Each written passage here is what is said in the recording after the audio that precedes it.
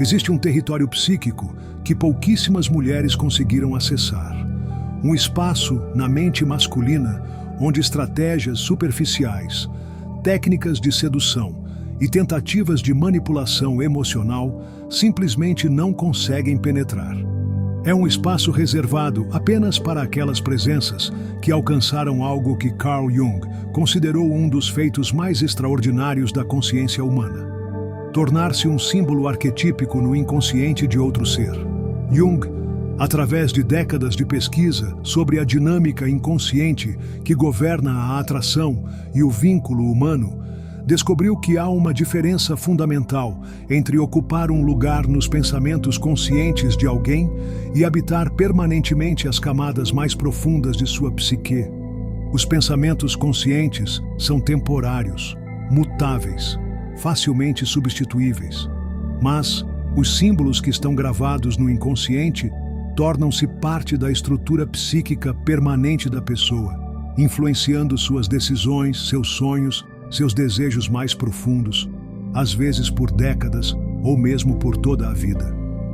Jung observou que as mulheres que alcançaram esse tipo de impacto psíquico profundo não eram necessariamente as mais bonitas, as mais complacentes ou as mais disponíveis.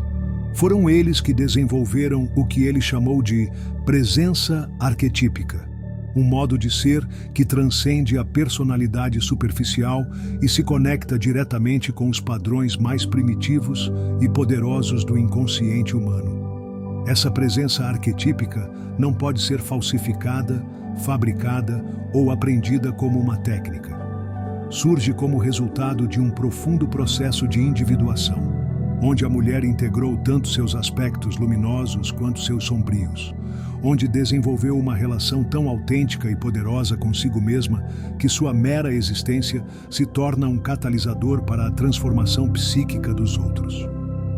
Jung identificou que o primeiro elemento fundamental no desenvolvimento dessa presença arquetípica foi o que ele chamou de auto-reconhecimento radical. Esse processo envolveu a mulher desenvolvendo uma capacidade extraordinária de se ver claramente, sem as distorções do auto-engano, negação ou identificação com papéis externos. Jung entendeu que somente quando uma pessoa se torna totalmente visível para si mesma, ela pode desenvolver o tipo de autenticidade magnética que impacta profundamente o inconsciente dos outros. Esse auto-reconhecimento radical exigia confrontar o que Jung chamou de sombra pessoal. Todos os aspectos da personalidade que haviam sido reprimidos, negados ou projetados nos outros porque não estavam de acordo com a imagem ideal que a pessoa queria manter de si mesma. Para as mulheres, isso geralmente incluía reconhecer e integrar sua capacidade de raiva, sua ambição, sua sexualidade, sua necessidade de poder, sua capacidade de ser egoísta quando necessário e seu direito de estabelecer limites sem culpa. Jung observou que as mulheres que completaram esse processo de integração sombria desenvolveram uma presença que ele descreveu como perigosamente autêntica. Não havia mais a tensão inconsciente entre quem eles fingiam ser e quem realmente eram. Sua energia tornou-se coerente, unificada, impossível de ignorar. Essa coerência energética era percebida pelo inconsciente masculino como algo extraordinariamente raro e valioso. Uma mulher que era completamente ela mesma, sem desculpas, sem fragmentação, sem necessidade de validação externa. O segundo elemento da presença arquetípica era o que Jung chamou de independência psíquica genuína. Isso não se referia à independência superficial de ter um emprego próprio ou morar sozinho, mas a algo muito mais profundo: a capacidade de manter a integridade psíquica independentemente das circunstâncias relacionais externas. Jung observou que a maioria das pessoas opera a partir do que ele chamou de dependência psíquica inconsciente. Elas precisam de validação, aprovação, atenção ou amor dos outros para manter seu senso básico de identidade e bem-estar. Essa dependência, por mais sutil que seja, cria o que Jung descreveu como um campo de energia da falta, uma vibração que inconscientemente comunica necessidade, vulnerabilidade, vontade de ser controlada ou manipulada. A independência psíquica genuína implicava que a mulher havia desenvolvido tal solidez interior, tal conexão com seu próprio valor e propósito, que ela poderia genuinamente estar bem com ou sem qualquer relacionamento específico. Não se tratava de indiferença emocional ou frieza, mas do que Jung chamou de amor da abundância, a capacidade de amar profundamente sem depender desse amor para a sobrevivência psíquica. Jung descobriu que, quando as mulheres desenvolveram essa independência psíquica genuína, algo fundamental mudou na maneira como os homens as percebiam. Eles não emanavam mais a vibração sutil da necessidade que ativava os instintos protetores ou dominantes nos homens, mas irradiavam o que Jung descreveu como poder pessoal integrado, uma forma de energia que inspirava respeito, fascínio e, em alguns casos, uma forma de medo sagrado. Esse medo sagrado não era terror ou intimidação, mas o reconhecimento inconsciente de estar na presença de algo que não podia ser possuído, controlado ou totalmente compreendido. Jung observou que os homens que experimentavam esse medo sagrado na presença de mulheres psiquicamente independentes frequentemente desenvolviam o que ele descreveu como obsessão arquetípica, uma forma de preocupação mental que ia muito além da atração comum. O terceiro elemento da presença arquetípica era o que Jung considerava o mais poderoso e o mais difícil de desenvolver: a capacidade de funcionar como um espelho psíquico consciente. Isso implicava que a mulher havia desenvolvido um nível de percepção intuitiva e uma capacidade de presença que ela poderia refletir aspectos do inconsciente masculino que o próprio homem não reconhecia conscientemente. Jung entendeu que todos os seres humanos, inconscientemente, buscam ser vistos e compreendidos em sua totalidade, mas a maioria das interações sociais permanece em níveis superficiais de personalidade e papel social. Quando uma mulher desenvolve a capacidade de perceber e refletir aspectos mais profundos da psique masculina, sem julgamento e sem intenção de manipular, ela cria uma experiência de reconhecimento que o homem pode achar assustadora e irresistível. Essa capacidade de funcionar como um espelho psíquico não significava se tornar um terapeuta amador ou tentar consertar os homens.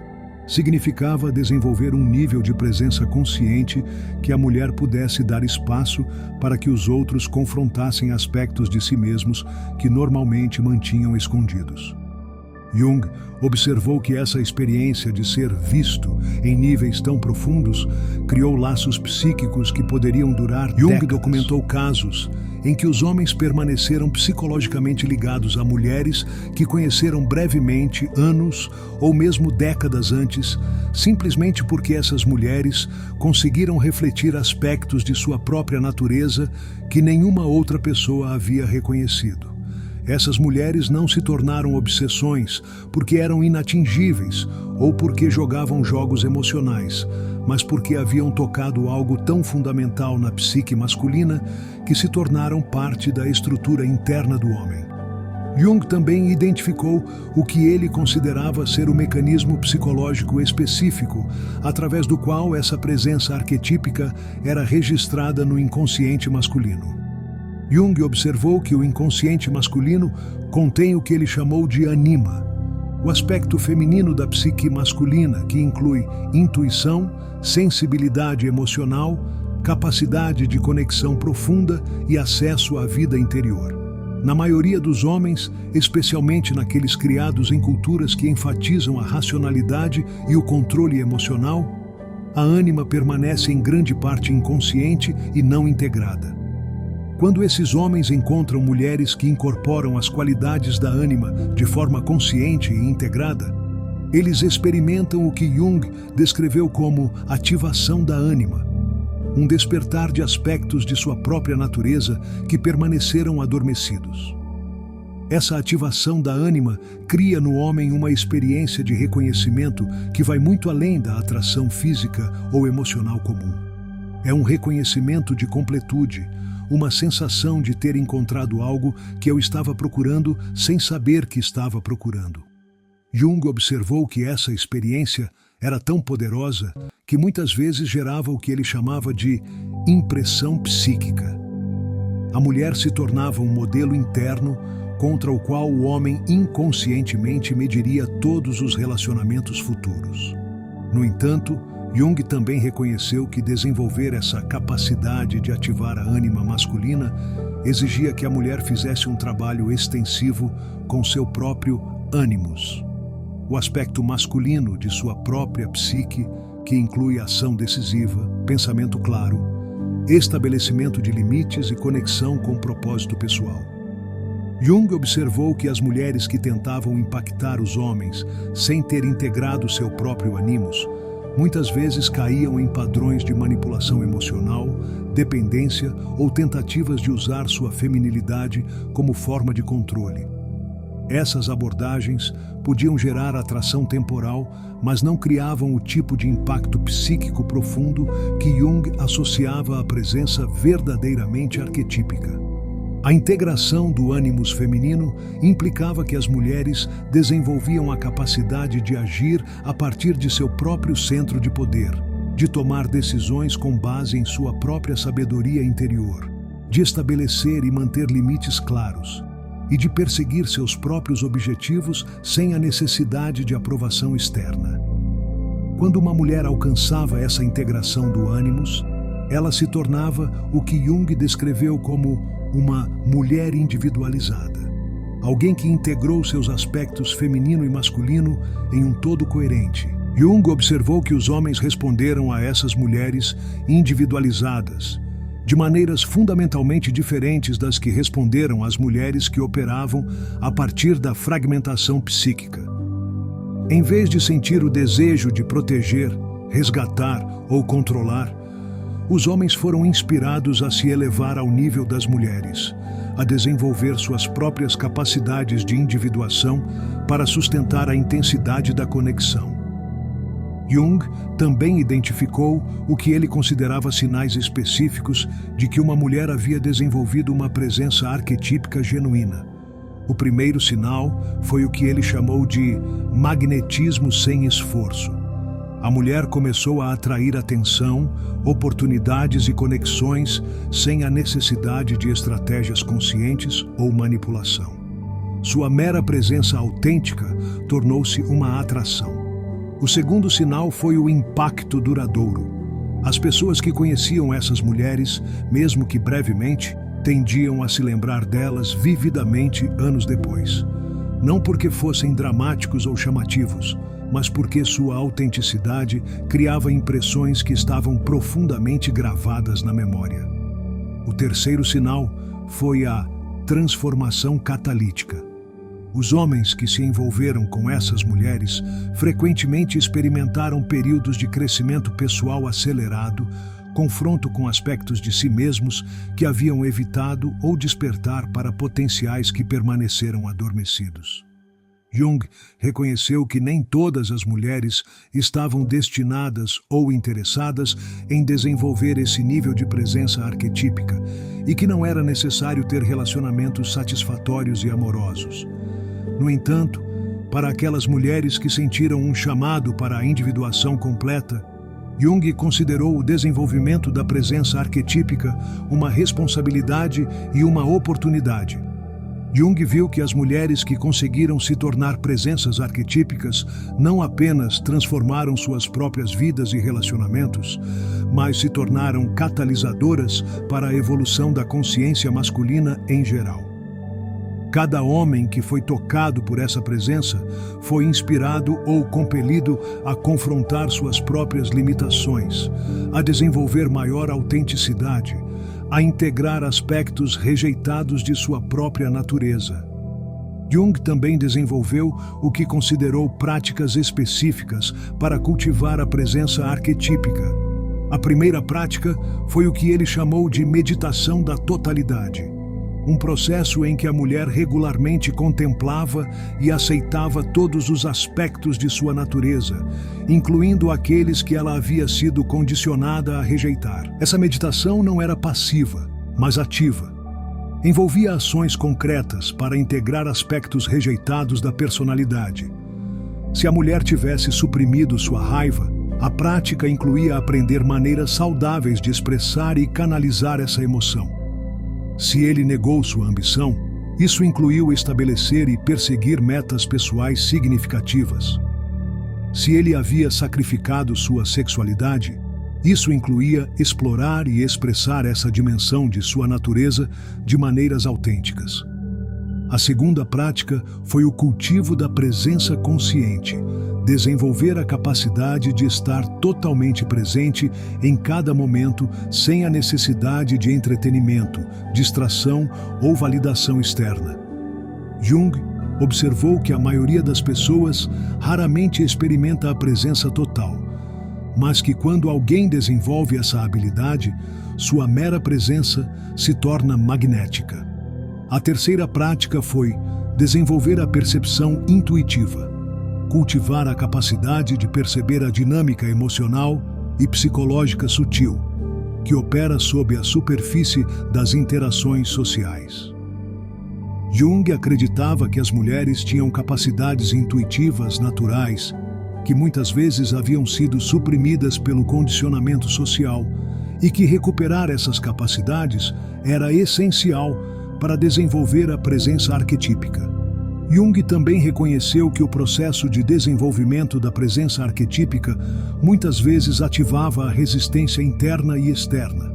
A resistência interna se manifestou como medo de ser muito poderosa, culpa por se destacar ou ansiedade de ser rejeitada por não se conformar com as expectativas da sociedade sobre como as mulheres deveriam ser.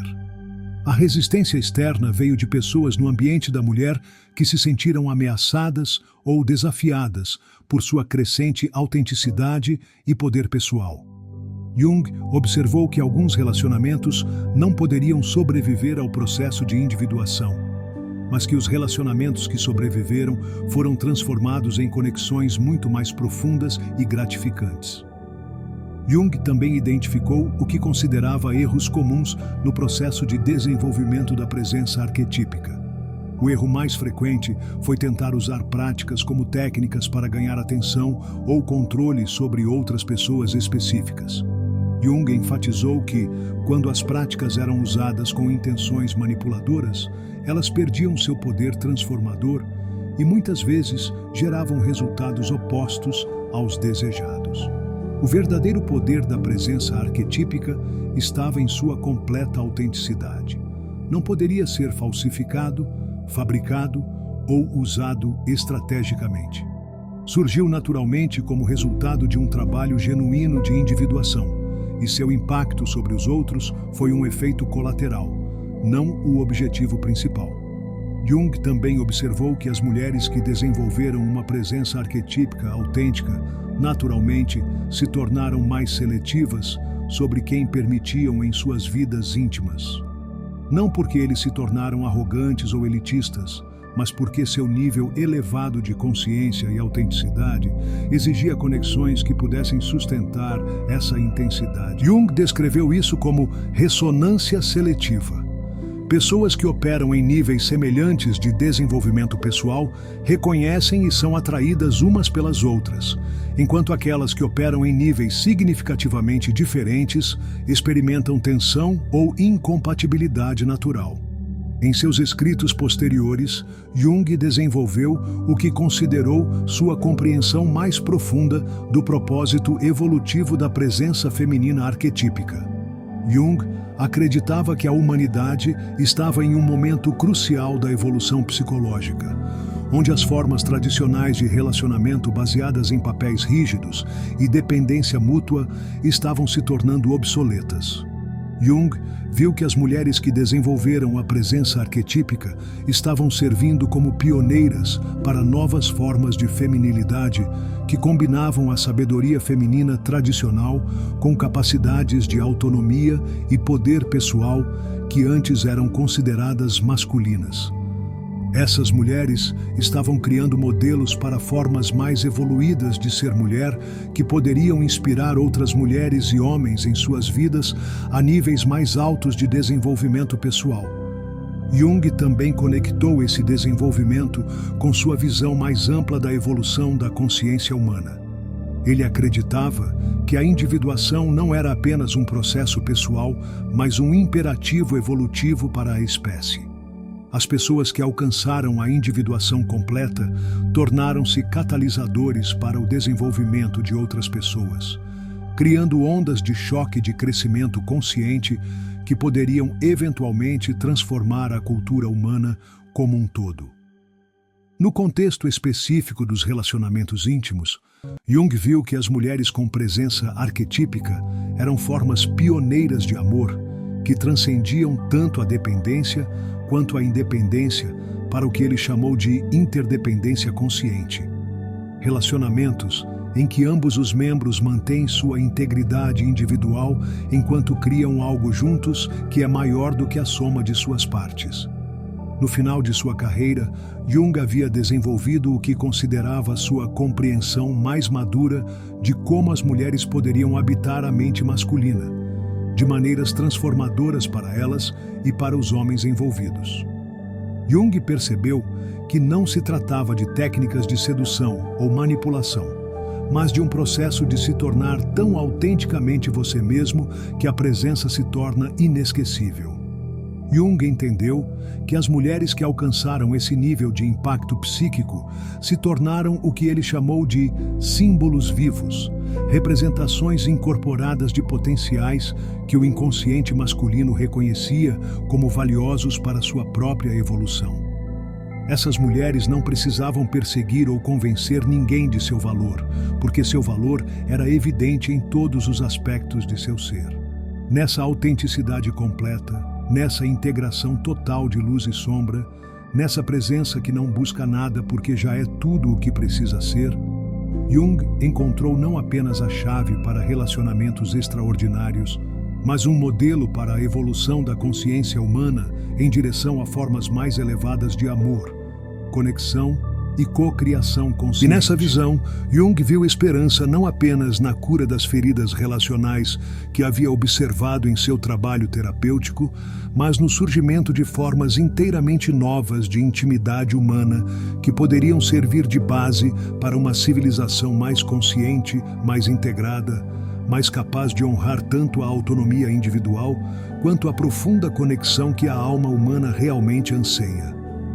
Jung também desenvolveu o que considerou uma compreensão prática de como esse processo de desenvolvimento da presença arquetípica se manifestava nas interações cotidianas com os homens.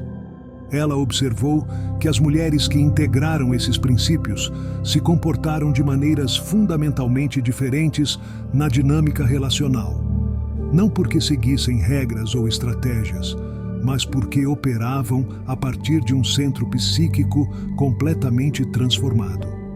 Uma das manifestações mais notáveis foi o que Jung chamou de ausência presente.